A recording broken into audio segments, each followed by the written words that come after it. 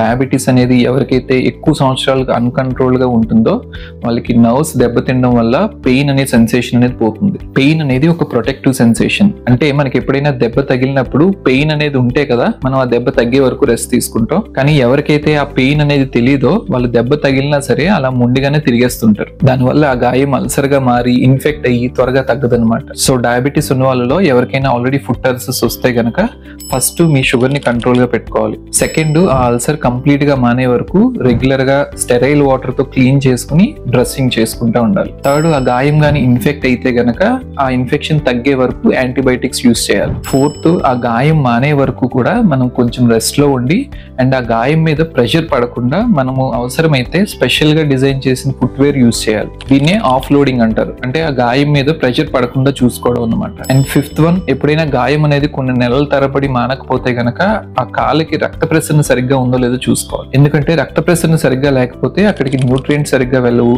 అలాగే ఆ గాయం మాన్చడానికి ఉపయోగపడే బ్లడ్ సెల్స్ కూడా అక్కడికి రీచ్ అవ్వవు అనమాట. దానివల్ల గాయం కూడా త్వరగా తగ్గదు. Sixth one, smoking and drinking stop చేయాలి. బికాస్ దానివల్ల మన ఇమ్యూనిటీ తగ్గిపోతుంది కాబట్టి. అండ్ అలాగే మంచి ప్రోటీన్ అండ్ వైటమిన్ సి ఎక్కువగా ఉండే ఫుడ్స్ తీసుకోవాలి. సెవెంత్ వన్, చిన్న గాయం తగిలినా సరే దాన్ని నెగ్లెక్ట్ చేయకుండా డాక్టర్ కి చూపించుకుని ఆ గాయం తగ్గే వరకు కూడా ట్రీట్మెంట్ తీసుకోవాలి. ఎయిత్ అండ్ లాస్ట్ వన్, కొంతమందికి వ్యాక్ డ్రెస్సింగ్ అనేది చేస్తాం. అంటే వాక్యూమ్ అసిస్టెడ్ క్లోజర్ అన్నమాట. ఎవరికైతే అల్సర్స్ నెలల తరబడి హీల్ అవ్వకుండా ఉంటాయో వాళ్ళ గాయానికి డ్రెస్సింగ్ చేసి నెగిటివ్ ప్రెషర్ అనేది అప్లై చేస్తాం. దీనివల్ల అక్కడున్న డెబ్రిస్ అంతా పోయి ఇన్ఫెక్షన్ తగ్గి బ్లడ్ ఫ్లో కూడా పెరిగి టిష్యూ గ్రోత్ అనేది నార్మల్ అవుతుంది. సో ఇలా ఎవరికైనా డయాబెటీస్ ఉన్న వాళ్ళకి ఫుడ్ అల్సర్స్ వస్తే ఈ జాగ్రత్తలు తీసుకుంటే కనుక వాళ్ళకి గాయం అనేది త్వరగా మారుతుంది.